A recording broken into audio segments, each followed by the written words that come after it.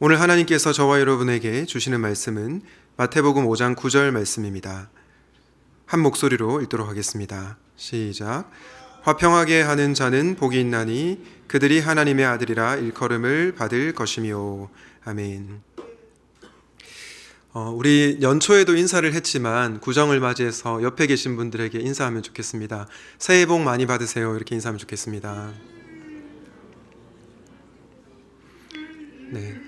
또 이렇게 인사하면 좋겠습니다. 새해 팔복 많이 받으세요. 이렇게 인사하면 좋겠습니다. 네. 올 한 해도 하나님께서 주시는 복을 누리고 살아가는 저와 여러분이 되시면 좋겠습니다. 오늘은 당신의 하나님은 너무나 작습니다 라는 제목으로 말씀을 증거하겠습니다. J.B. 필립스가 쓴 당신의 하나님은 너무나 작다 라고 하는 책이 있습니다. 이 책에 보면 오늘날 많은 사람들이 크신 하나님을 보지 못하고 자신의 생각의 하나님을 가두어 놓고 이해한다라고 말을 합니다. 우리가 알고 있는 하나님을 성경이 말하는 하나님으로 오해를 한다라는 것이죠. 대표적인 그 하나님 중에 어떤 하나님이 있을까요? 저는 첫 번째로 요술램프의 지니와 같은 하나님이 있다고 생각합니다. 하나님을 어떻게 생각하냐면 내가 원하는 소원을 들어주시는 분, 내가 빌면 반드시 나의 소원을, 꿈을 이루어 주시는 분으로 하나님을 제안해서 이해를 하는 것이죠. 여러분, 이렇게 하나님을 이해하면 어떻게 될까요? 하나님께서 내 소원을 들어주시지 않으면 실망하고 하나님을 급기야 떠나게 되는 그런 불상사를 겪게 됩니다. 또 우리가 오해하는 하나님 중에 어떤 하나님이 있을까요? 바로 산타클로스와 같은 하나님이 있습니다. 이 하나님은 어떤 분이십니까? 우는 아이에게 선물을 주지 않고 착한 아이에게 선물을 주는 존재이죠. 그래서 하나님을 어떻게 이해하느냐? 하나님은 착한 일 하면 상 주시고 나쁜 일 하면 벌 주시는 그런 율법주의적인 하나님으로 오해를 한다라는 것입니다. 그런데 여러분, 성경을 읽어보면 우리 하나님이 절대 그런 분이 아니시라는 것을 알 수 있습니다. 우선은 하나님께서 무조건 내가 떼쓴다고 내 소원을 들어주셔야 하는 그런 분이 아니십니다. 또한 하나님은 내가 착하면 상 주고 좀 실수하거나 잘못하면 벌 주는 그런 하나님이 아니시라라는 것입니다. 그럼에도 불구하고 우리는 하나님을 나의 생각으로 작게 오해할 때가 있는 것 같습니다. 저는 오늘 팔복의 7번째 말씀을 통해 여러분이 생각하는 작은 하나님이 아니라 성경이 말씀하는 크신 하나님을 소개하려고 합니다. 간절히 바라기는 이 하나님을 이 예배 중에 만나시고 또 하나님을 만나 팔복의 사람들로 변화되시기를 예수님의 이름으로 축복합니다. 팔복의 7번째 말씀이 말씀하는 하나님은 어떤 분이실까요? 가장 먼저는 이 하나님입니다. 평안을 넘어 평화를 선물해 주시는 하나님. 우리 같이 한번 읽어볼까요? 평안을 넘어 평화를 선물해 주시는 하나님. 여러분, 평안과 평화의 차이가 무엇입니까? 평안은 개인에게 주어지는 것이고 평화는 관계 가운데 주어지는 것입니다. 다시 말해서 평안은 나의 마음에 주어지는 것이고 평화는 가정과 목장과 교회와 일터 가운데 주어지는 평화라는 것입니다. 그런데 우리 크신 하나님은 어떤 분이시냐? 단지 내 마음만을 평안하게 해주시는 분이 아니라 이 관계 가운데 평화를 선물해 주시는 분이라는 것이죠. 그러므로 그리스도인들은 단지 마음의 평안만을 추구하는 것이 아니라 관계 가운데 평화를 만드는 사람들이 되어야 합니다. 오늘 마태복음 5장 9절을 영어 성경으로 보면 그것을 확실하게 알 수 있습니다. 영어 성경에 누가 복이 있다라고 얘기합니까? 피스메이커가 복이 있다라고 얘기를 합니다. 즉, 나 혼자 집안에 갇혀서 마음의 평안만을 누리는 자가 복이 있다라고 말씀하는 것이 아니라 관계 가운데 평화를 만드는 사람들이 복이 있다라는 것이죠. 그런데 여러분, 평화를 만들어낸다고 했을 때 전제가 무엇입니까? 평화가 없는 곳에 평화를 만든다라는 것입니다. 갈등과 다툼이 있는 곳에 평화를 만들어내는 사람이 복 있는 자라고 말씀하고 있다라는 것입니다. 마태복음 10장에 보면 예수님께서 진정한 평화에 도달하기 위하여 갈등이 필연적으로 수반될 수밖에 없다라는 것을 말씀해 주고 있습니다. 마태복음 10장 34절에서 36절입니다. 내가 세상에 화평을 주러 온 줄로 생각하지 말라. 화평이 아니요 검을 주러 왔노라. 내가 온 것은 사람이 그 아버지와 딸이 어머니와 며느리가 시어머니와 불화하게 하려 함이니 사람의 원수가 자기 집안 식구리라. 여러분, 이 말씀이 이해가 되십니까? 얼핏 보면 좀 이해가 안 되는 것 같습니다. 예수님이 평화의 왕이신데 왜 화평이 아니라 검을 주러 오셨다고 말씀하시는 것일까요? 왜 내가 온 것이 가족과 불화하게 하려 하심이라 그렇게 말씀을 하시는 것입니까? 이 말씀을 오해해서 예수님이 평화를 싫어한다라고 생각해서는 안 될 것입니다. 예수님은 평화의 왕이십니다. 그런데 왜 이 말씀을 하시는 것입니까? 바로 이 땅에서 일어나는 갈등에 대해서 현실적으로 말씀을 하시는 것입니다. 여러분, 예수님을 믿고 따르는 사람과 예수님을 거부하는 사람이 있습니다. 그러면 어떻게 됩니까? 반드시 충돌이 일어날 수밖에 없죠. 그 현상에 대해서, 그 진실에 대해서 말씀하고 있는 것입니다. 그러므로 이 땅에 살아가면서 진정한 평화에 이르기 위하여 갈등과 긴장이 있을 수밖에 없다라는 것을 우리는 기억해야 할 것입니다. 여러분, 이런 긴장과 갈등의 과정을 거쳐서 평화를 이루어낸 성경의 인물하면 여러분은 누가 가장 먼저 떠오르십니까? 저는 대표적으로 요셉이 떠올랐습니다. 야곱이 노년에 요셉을 얻었죠. 나이가 들어서 얻은 그 아들 요셉이 얼마나 사랑스러웠겠습니까? 사실 야곱은 늙음하게 얻은 요셉을 다른 형제들보다 훨씬 더 사랑했습니다. 그래서 요셉에게 가장 귀한 옷을 지어서 입혔죠. 이런 편애 때문에 어떤 일이 발생합니까? 형들이 요셉을 미워하고 질투하게 됩니다. 요셉에게 말 한마디도 다정스럽게 건네는 법이 없습니다. 그런데 이 요셉이 어떤 일을 합니까? 자신이 꾼 꿈 이야기를 형들에게 들려주는 것입니다. 내가 꿈을 꿨는데 형들의 곡식단이 나에게 절을 하더라. 이런 말을 했습니다. 이때 형들은 네가 우리의 왕이라도 될 것 같으냐라고 화를 내죠. 그리고 급기야 요셉을 구덩이에 던져버리는 그런 모습을 보게 됩니다. 그리고 후에 요셉을 상인들에게 팔아넘기고 요셉은 결국 애굽으로 가게 되죠. 만약 여러분이 이런 경험을 한다면 여러분은 어떤 생각을 하시겠습니까?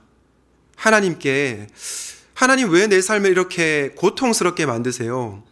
왜 내 마음의 평안을 빼앗아 가시는 것이세요? 이렇게 말할지 모르겠습니다. 그런데 하나님께서 요셉의 삶을 괴롭히기 위함이 아니라 실은 평화를 선물해 주시기 위하여 이런 과정을 거치게 하셨다라는 것입니다. 요셉 혼자만 느끼는 내면의 평안이 아니라 요셉을 통하여 관계 가운데 평화를 선물해 주기를 원하셨다라고 하는 이 하나님의 큰 그림이 있었다라는 것이죠. 우리는 창세기 45장을 통해 그것을 확인하게 됩니다. 우리 창세기 45장 5절을 다 함께 읽어보도록 하겠습니다. 시작.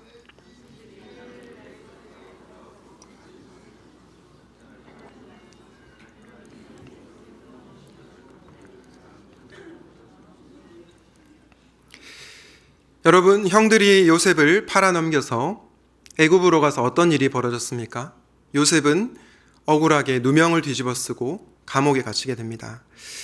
여러 가지 우여곡절 끝에 요셉은 총리가 되었습니다. 그런데 하나님께서 요셉을 총리로 세우신 이유는 단지 그의 마음의 평안만을 위해서가 아니었습니다. 바로 그를 통해 흉령 가운데 있는 형님들과 그들의 자손들을 살리기 위함이었던 것입니다. 요셉은 이 하나님의 마음을 잘 알았습니다. 그래서 형들을 용서할 수 있었습니다.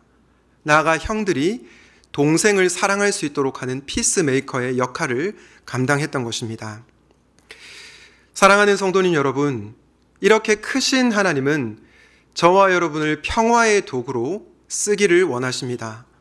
우리의 가정과 목장과 교회와 직장 가운데 저와 여러분을 피스메이커로 부르셨다라는 것입니다.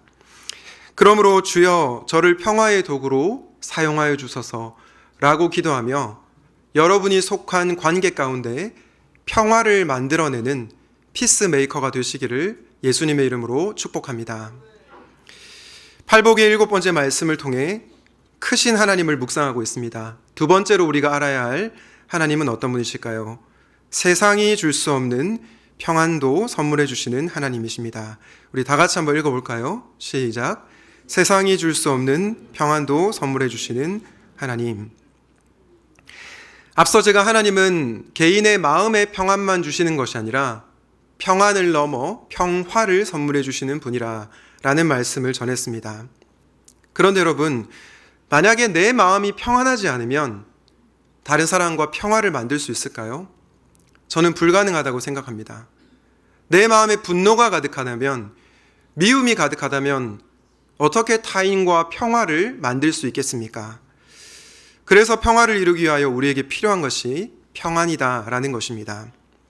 그런데 하나님이 주시는 평안은 어떤 평안입니까? 세상이 줄 수도 없는, 세상이 알 수도 없는 평안입니다. 세상이 주는 평안과 다른 평안이라는 것입니다. 어떤 점에서 그렇습니까? 저는 우리 주님이 주시는 평안을 이렇게 정의하고 싶습니다. 상황과 환경에 좌우되지 않는 평안이다. 여러분, 우리는 보통 내 마음이 평안하다고 할 때 어떤 상황에서 평안하다고 말합니까? 학교에서 친구들과 다투지 않을 때, 가정에서 부모님과 자녀들이 갈등이 없을 때, 직장에서 상사와 동료와의 관계에서 어려움이 없을 때 평안하다라고 말을 하죠. 여러분, 이때의 평안은 상황과 환경에 의해서 좌우되는 평안입니다.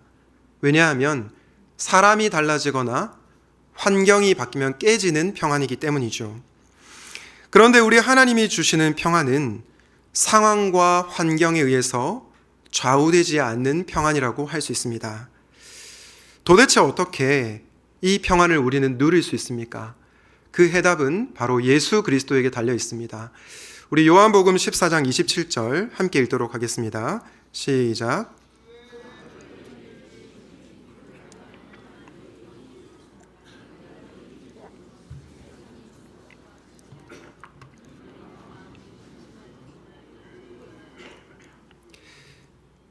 여러분, 예수님께서 주시는 평안은 어떤 평안입니까? 세상이 주는 것과 같지 않은 평안입니다. 이 평안은 예수님과의 관계에서 오는 평안이므로 상황과 환경이 흔들 수 없는 평안이다라는 것입니다. 이 평안을 경험한 자가 다른 사람과의 관계에서 평화를 만들어낼 수 있다라는 것이죠. 그러므로 우리는 내 힘이 아니라 예수님께 나아가 세상이 줄 수 없는 평안을 경험해야 하는 것입니다. 여러분, 사진에 나오는 이 여인이 누구인지 아십니까? 우리가 잘 아는 코리 텐붐이라는 여사입니다. 네덜란드의 코리 텐붐 여사는 죽게 된 유대인을 숨겨주고 도운 죄목으로 체포되어서 온 가족과 함께 나치 수용소에서 고생을 했습니다. 하지만 언니를 죽인 교도관을 용서하고 평화를 만든 인물로 유명합니다. 그런데 여러분, 어떻게 이 코리 텐붐이 이런 놀라운 실천을 할 수 있었던 것일까요? 그의 힘으로는 불가능했습니다. 어떻게 자기 가족을 죽인 사람을 용서할 수 있겠습니까? 복수하고 싶은 것이 인간의 당연한 본성이죠. 하지만 그녀는 예수님이 주시는 평안으로 말미암아 원수 같은 간수와 평화를 이루어낸 것입니다. 코리 텐붐이 어느 날 뮌헨에 있는 교회 예배에서 간수를 만나게 되었습니다. 교회 예배가 마치고 사람들이 교회 문을 빠져나갈 때 이 간수가 코리 텐붐 여사 앞에 섰습니다. 그리고 이렇게 손을 내밀었습니다. 평소 코리 텐붐 여사는 용서와 화해의 메시지를 끊임없이 외쳤기에 이 사람 앞에서 당연히 그를 용서할 수 있다고 생각했습니다. 그런데 순간 이 손이 몸에 딱 붙어 있는 것을 느꼈다고 했습니다. 뿐만 아니라 간수를 향한 분노와 미움이 속에서 부글부글 끓어오르는 것을 경험했다고 합니다. 도저히 참을 수가 없어서 코리텐붐이 주님께 기도했습니다. 예수님, 저는 이 자를 도저히 용서할 수 없습니다. 예수님의 용서를 가르쳐 주십시오. 이렇게 기도를 했습니다. 이 기도 후에 코리텐붐 여사는 간수의 손을 잡았습니다. 이때 정말 놀라운 일이 벌어졌습니다. 코리텐붐의 어깨로부터 팔에까지, 그리고 그 팔을 통해 간수의 손에까지 전류가 흐르는 것을 느꼈습니다. 그리고 이 간수를 향한 사랑이 자신을 압도하는 경험을 하게 되었습니다. 이 일을 경험하면서 코리텐붐은 용서는 인간의 선함에 달려있는 것이 아니라 예수님과의 관계에 달려있다는 것을 확신하게 되었습니다. 사랑하는 여러분, 코리텐붐이 착해서 간수를 용서할 수 있었습니까? 아닙니다. 예수님이 주시는 평안이 임하자 평화를 만들 수 있었던 것입니다. 이사야 26장 3절에 보면 이런 말씀이 나옵니다. 주께서 심지가 견고한 자를 평강하고 평강하도록 지키시리니 이는 그가 주를 신뢰함이니이다. 여러분은 여기서 심지가 견고한 자를 어떤 사람이라고 생각을 하십니까? 아마 많은 분들이 심지가 견고한 자를 강한 멘탈을 가진 사람, 엄청나게 마음이 단단한 사람이라고 생각할 것 같습니다. 그런데 이 구절을 히브리어 원어로 보면 심지가 견고한 자는 누군가의 도움이 필요한 존재임을 알 수 있습니다. 즉 주님을 의지하고 도움을 구하는 자가 바로 심지가 견고한 자라는 것입니다. 그리고 하나님은 이런 자에게 평화를 선물해 주신다라는 것이죠. 이런 관점에서 저는 새번역 성경이 이사야 26장 3절을 잘 번역했다고 생각하는데요. 우리 이사야 26장 3절 새번역 성경으로 함께 읽도록 하겠습니다. 시작.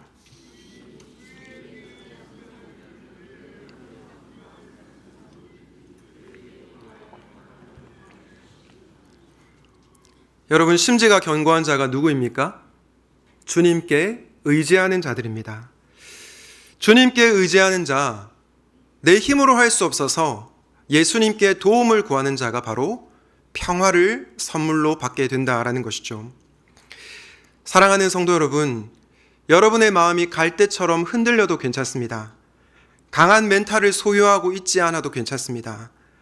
매번 부서질 것처럼 흔들리고 연약하더라도 여러분이 주님께 나아간다면, 여러분이 주님을 철저히 의지한다면 주님께서 저와 여러분에게 세상이 줄 수 없는 평안을 선물해 주실 것입니다. 그리고 그 평안은 상황과 환경에 의해서 달라지지 않는 평안입니다. 사랑하는 여러분, 평화를 이루기 위하여 너무 애쓰지 마십시오. 평화를 이룰 수 없는 우리의 연약함을 예수님께 고백합시다. 그리고 예수님께 도와달라고 기도합시다. 바로 그때 주님이 저와 여러분에게 세상이 줄 수 없는 평안을, 상황과 환경에 의해서 좌우되지 않는 평안을 선물해 주실 것입니다. 간절히 바라기는 예수님과의 관계로 주님 주시는 평안을 누리고 관계 가운데 평화를 만들어가는 피스메이커가 되시기를 예수님의 이름으로 축원드립니다. 팔복의 7번째 말씀을 통해 우리의 생각보다 크신 하나님을 묵상하고 있습니다. 우리 하나님은 어떤 분이신가? 우리가 원하는 소원을 들어주는, 우리가 원하는 좋은 것만 주시는 그런 요술램프의 진이가 아니라고 말씀을 드렸죠. 또한 하나님은 어려운 상황 가운데 우리가 착하게 살아야 상을 주고 나쁘게 살면 벌을 주는 그런 하나님도 아니라고 말씀을 드렸습니다. 하나님은 비록 갈등과 다툼이 있는 세상을 살아가지만 그런 우리에게 평화를 선물해 주시며 그 평화를 이루게 하기 위하여 평안도 주시는 분이다 말씀을 전했습니다. 그렇다면 팔복의 7번째 말씀을 통해 우리가 알아야 할 크신 하나님 마지막은 어떤 분이실까요? 그 하나님은 예수님의 수준까지 끌어올리시는 하나님이십니다. 저와 여러분이 예수님의 수준까지 자라나도록 성장하게 만드시는 하나님이 바로 우리의 하나님이시라는 것입니다. 여러분, 예전에 제가 대학생 때 제 후배가 저에게 이런 말을 한 적이 있습니다. 요한이 형, 십자가 위에 두 죄수 중에서 한 사람은 지 마음대로 살다가 막판에 예수님 믿고 예수님 저를 기억해 주십시오 해서 낙원에 가지 않았잖아요. 갔잖아요. 저도 그냥 평생을 내 마음대로 죄짓다가 살다가 죽기 전에 예수님 믿고 천국 가면 좋겠어요. 이렇게 얘기를 했습니다. 여러분이 이 말을 어떻게 생각하십니까? 우선은 우리가 언제 죽을지 모릅니다. 까딱하다가는 예수님을 못 믿고 돌아갈 수 있습니다. 또한 정말 이 땅에서 내 마음대로 살다가 그냥 죽기 전에 예수님을 믿어서 천국 가는 삶이 저는 그리스도인의 삶이 아니라고 생각합니다. 그럴 거면 하나님이 왜 우리를 고통 많은 이 세상에 두셨겠습니까? 바로 천국으로 데려가시죠. 예수님께서 저와 여러분을 이 갈등과 다툼이 많은 현실에 두신 이유는 바로 저와 여러분이 예수님을 닮아가게 하기 위함인 것입니다. 하나님은 저와 여러분이 그저 아무렇게나 살다가 죽기를 원하시는 것이 아니라 저와 여러분을 예수님 수준까지 끌어올리기를 원하신다라는 것입니다. 우리 에베소서 4장 15절 말씀을 같이 한번 읽어보도록 하겠습니다. 시작. 범사에 그에게까지 자랄지라. 그는 머리니 곧 그리스도라. 바울이 뭐라고 얘기합니까? 범사에 예수님에게까지 자라나라. 하나님의 소원이 저와 여러분이 예수님까지 자라난다라는 것임을 우리는 확인할 수 있습니다. 그래서 때로 하나님께서 우리의 삶 가운데 갈등과 다툼을 허용하시는 것입니다. 왜냐? 우리는 그 과정을 통과할 때 비로소 예수님의 수준까지 자라날 수 있기 때문이죠. 오늘 우리가 읽은 마태복음 5장 9절에서 이렇게 말씀하고 있습니다. 화평하게 하는 자는 복이 있나니 그들이 하나님의 아들이라 일컬음을 받을 것이미요. 여러분, 화평하게 하는 자에게 복이 있는데 하나님께서 우리를 뭐라고 불러주십니까? 하나님의 아들이라고 불러주십니다. 그런데 하나님의 아들이 누구입니까? 마태복음 3장에 보면 성부 하나님께서 예수님을 향해 이는 내 사랑하는 아들이요 라고 말씀하셨습니다. 즉 하나님의 아들이라는 호칭은 예수님에게 붙는 용어였습니다. 따라서 우리가 갈등이 있는 곳에 평화를 만들어 갈 때 하나님께서 저와 여러분을 향해 너는 내 아들이다. 너는 예수님과 같은 자로구나라고 격려해 주시고 위로해 주신다라는 것입니다. 이렇게 하나님은 저와 여러분을 예수님의 수준까지 끌어올리기를 원하시는 하나님이십니다. 그러므로 갈등과 긴장의 상황은 저와 여러분이 예수님의 수준까지 자라나는 은혜의 정원임을 기억해야 합니다. 여러분, 이런 관점에서 저는 여러분의 삶을 조금은 다르게 해석해 볼 수 있으면 좋겠습니다. 여러분, 학교에서 친구들과 싸우면 어떻습니까? 마음의 평안이 사라지죠. 그러면서 왜 나를 이 학교에 보내셨는가 생각할 수 있습니다. 가정에서 부모님과 자녀들이 다투면 어떻습니까? 왜 내 옆집은 화목한데 우리 집은 이렇게 불화가 가득한 건가? 그렇게 불평할 수 있겠죠. 또 직장에서는 어떻습니까? 동료 직원과 상사와 갈등이 없으면 좋겠는데 갈등을 겪으면서 이직을 하거나 퇴사를 하고 싶은 마음이 우리 안에 올라옵니다. 그런데 여러분, 앞에서 말씀드린 관점으로 우리의 상황을 한번 살펴보면 좋겠습니다. 그러면 어떻게 보일까요? 학교에서 친구들과 다툴 때 우리는 그 과정을 내가 예수님의 수준까지 자라나는 과정으로 보게 됩니다. 부모님이 나를 힘들게 할 때, 자녀들이 내 말을 듣지 않을 때 우리는 그 과정을 예수님의 사랑을 실천하는 공간으로 볼 수 있습니다. 직장에서 나를 괴롭히는 상사가 있고 나를 불편하게 하는 동료 직원이 있을 때 우리는 그곳을 해외 선교지일 뿐만 아니라 이곳이 바로 선교지이구나. 나를 통하여 저 사람들이 예수님께로 나아오게 하기를 원하시는구나 라고 생각할 수 있다는 것입니다. 그러므로 우리는 갈등을 기회로 볼 수 있는 영적인 눈을 가져야 하는 것입니다. 여러분, 송병주 목사님이란 분이 계신데요. 이분이 설교 중에 서울 초등학교 글짓기 대회에서 1등을 한 용욱이의 글을 인용한 적이 있습니다. 이 글이 저에게 너무나 감동이 되어서 여러분에게 소개를 하려고 합니다. 제가 잠시 용욱이로 빙의가 되어서 용욱이의 버전으로 편지를 한번 읽어드리도록 하겠습니다. 사랑하는 예수님, 안녕하세요. 저는 구로동에 사는 용욱이에요. 저는 구로초등학교 3학년이고 우리는 벌집에 살아요. 벌집이 어디냐면 이런 곳입니다. 집이 다닥다닥 붙어있는 굉장히 열악한 곳이죠. 예수님은 벌집이 뭔지 잘 아시죠? 한 울타리에 55가구가 사는데 1호, 2호, 3호 번호가 써 있어요. 우리 집은 32호예요. 화장실은 동네 공중변소를 쓰는데 아침에는 줄을 길게 서서 차례를 기다려야 해요. 우리 식구는 외할머니와 엄마, 여동생, 용숙이 이렇게 4식구예요. 우리 방은 라면 박스만 해서 4식구가 다 같이 잘 수가 없어요. 그래서 엄마는 구로동에 있는 술집에서 주무시고 새벽에 오세요. 엄마는 술을 많이 먹어서 간이 나쁜데도 매일 술 취해서 어린애 마냥 엉엉 우세요.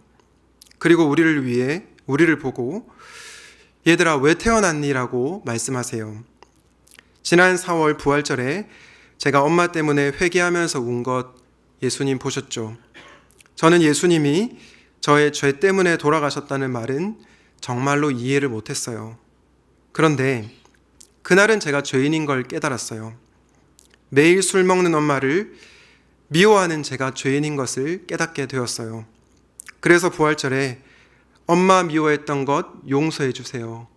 예수님께 기도했는데 예수님께서 용우가 내가 너를 용서한다. 내가 너를 정말로 사랑한다. 말씀해 주신 것 같아서 저는 그만 울음을 터뜨리고 말았어요. 그날 교회에서 찐계란 2개를 부활절 선물로 줘서 저는 어머니께 드리며 생전 처음으로 전도를 했어요. 예수님을 믿으면 구원을 받으니 엄마 예수님 믿으세요. 라고 전도했죠. 이때 몸이 아파서 누워 계시던 엄마가 화를 내시면서 구원받으면 뭐하냐? 먹고 살 수도 없는데 라고 말했어요. 그리고 집주인이 전세금 50만 원에 월세 3만 원을 더 올려달라고 하는데 예수님이 구원 말고 50만 원 주시면 내가 예수님 믿겠다. 버럭 화를 내시는 것 아니겠어요? 저는 엄마가 예수님 믿겠다는 말에 신이 나서 기도한 것 아시죠? 학교 갔다가 집에 올 때도 몰래 교회에 들어가서 기도했잖아요. 근데 마침 어린이날 기념 글짓기 대회가 덕수궁에 있다며 우리 담임 선생님께서 저를 뽑아서 보내주셨어요. 저는 행복했던 때를 그리워하며 불행한 지금의 상황을 썼어요. 그리고 엄마도 술 취하지 말고 희망을 갖고 살면 좋겠다고 썼어요. 예수님, 그날 제가 1등상을 타고 얼마나 기뻐했는지 아시죠? 그날 엄마는 너무 몸이 아파서 술도 못 드시고 울지도 못하셨어요. 그런데 그날 저녁 뜻밖의 손님이 찾아왔어요. 글짓기의 심사위원장을 맡으신 할아버지 동화 작가님이 찾아오신 거예요. 할아버지는 자신이 지은 동화책 5권을 놓고 가셨어요. 그 책을 읽다가 제가 깜짝 놀랐어요. 왜냐하면 흰 봉투 하나가 책에서 떨어졌는데 생전 처음 보던 수표가 들어있는 거 아니겠어요? 엄마에게 보여드렸더니 세상에 이렇게 고마운 분이 계시다니라고 말씀하셨어요. 그리고는 용우가 예수님이 구원만 주신 것이 아니라 50만 원도 주셨구나 라고 말씀을 하시며 눈물을 흘리셨어요. 그리고 엄마가 주일 아침 교회에 가겠다고 하시는 거예요. 그리고 엄마가 용우가 빨리 할아버지에게 편지 써서 내가 죽기 전에 열심히 벌어서 갚겠다고 전해줘라고 말씀을 하셨어요. 저는 엄마가 이렇게 변하신 것이 참으로 신기하고 감사했어요. 예수님, 너무나 좋으신 예수님, 용욱이가 예수님을 찬양합니다. 예수님을 사랑합니다.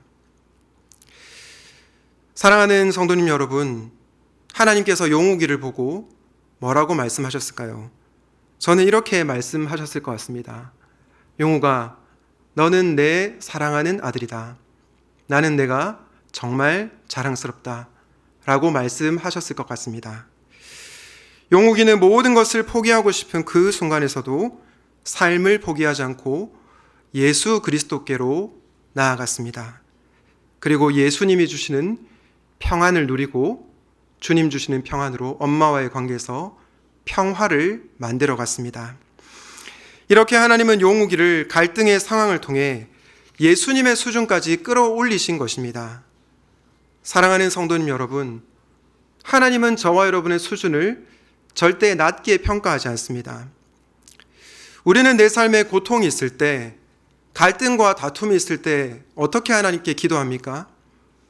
하나님, 왜 제 삶 가운데 이런 어려운 일만 허락하세요? 평안한 상황 좀 허락해 주시면 안 될까요? 라고 기도하죠. 그런데 하나님께서 뭐라고 말씀하시느냐? 너의 수준은 그 정도가 아니야. 나는 너를 예수님의 수준까지 반드시 끌어올릴 거야. 나는 너를 믿어. 너를 믿는 나를 믿어. 라고 말씀하시는 분이시라는 것입니다. 그러므로 이 시간 말씀을 통해 저와 여러분을 예수님의 수준까지 끌어올리기를 원하시는 하나님의 마음을 깨달아 아시기를 간절히 바랍니다. 나아가 갈등의 상황을 평화로 만들며 하나님에게 너는 내 아들이다 칭찬받는 존귀한 하나님의 아들, 하나님의 딸들로 살아가시기를 예수님의 이름으로 축원드립니다. 말씀을 맺겠습니다. 사랑하는 성도님 여러분, 하나님은 우리의 소원을 들어주시는 요술램프의 진이도 또한 산타클로스도 아닙니다. 그러나 하나님은 갈등의 상황 가운데서도 평안을 넘어 평화를 선물해 주시는 분이시고 그 평화를 만들기 위하여 세상이 줄 수 없는 평안도 선물해 주시는 분이십니다. 그리고 갈등의 상황을 통해서 저와 여러분을 반드시 예수 그리스도에게까지 자라나게 도우시고 기대하시는 하나님이십니다. 이 크고 놀라우신 하나님을 여러분의 생각으로 제한하지 마시기를 바랍니다. 날마다 성경을 통하여 이 크고 놀라우신 하나님을 경험하시고 여러분의 삶의 자리에서 평화를 만들어내는 피스메이커가 되시기를 예수 그리스도의 이름으로 축원드립니다. 아멘. 오늘 말씀을 기억하며 함께 헌신 찬양하도록 하겠습니다. 평화와 사랑의 하나님, 오늘 하나님께서 샘물의 성도님들에게 전하라고 하신 말씀을 가감없이 선포하였습니다. 하나님, 우리 성도님들 가운데 나의 생각으로 크신 하나님을 제한하여 이해하고 또 하나님을 오해하고 있는 성도님들이 계셨다면 이 시간 말씀을 통해 하나님에 대한 바른 이해가 생길 수 있도록 은혜를 더하여 주시옵소서. 하나님은 우리가 원하는 것을 주지 않는다고 떼를 쓰며 불평할 때가 많이 있지만 하나님께서 우리를 괴롭히기 위하여 그런 상황을 허락하시는 분이 아니시라 우리에게 평안을 넘어 평화를 선물해 주시기를 원하시는 그 하나님의 본심과 의도를 깨달아 하는 모든 성도님들 되게 하여 주시옵소서. 그러나 평화를 만드는 것이 너무나 힘이 들고 우리의 힘으로 할 수 없기에 예수님께로 나아가기를 소원합니다. 날마다 예수님을 의지하고 나아가는 가운데 예수님이 주시는 세상이 줄 수도 없고 세상이 알 수 없는 평안을 허락하여 주시옵소서. 상황과 환경에 따라서 깨지고 달라지는 평안이 아니라 상황과 환경에 의해서 좌우되지 않는 하늘로부터 오는 평안을 누리게 하여 주시고 그 평안을 누림으로 말미암아 우리가 맺고 있는 관계 가운데 평화를 만들어가는 피스메이커가 될 수 있도록 은혜를 더하여 주시옵소서. 특별히 설 명절을 맞이하여 온 가족들이 함께 모일 때에 하나님 우리 가정 가운데 평화를 선물해 주시고 예수님을 믿는 우리 그리스도인들이 먼저 평화의 모습을 보이는 자들이 되게 하여 주시옵소서. 그리하여 믿지 않는 우리의 가족들과 친지들이 주님께로 나아오게 되는 놀라운 은혜를 허락하여 주시옵시고 샘물을 통하여서 주님의 평화가 온 세상 가운데 흘러갈 수 있도록 은혜 더하여 주시옵소서. 우리의 물질의 주인이 예수님이심을 고백하고 있는 그대로 돌려드립니다. 이 물질을 사용하여 주셔서 하나님의 나라가 확장되게 하시고 주님의 몸된 샘물교회가 더욱더 건강하게 세워져 가게 하여 주시옵소서. 주 예수 그리스도의 은혜와 하나님의 사랑과 성령의 교통하심이 평안을 누리고 평화를 만들어가기를 소원하는 모든 무리들 가운데 지금부터 영원토록 함께 있을지어다. 아멘.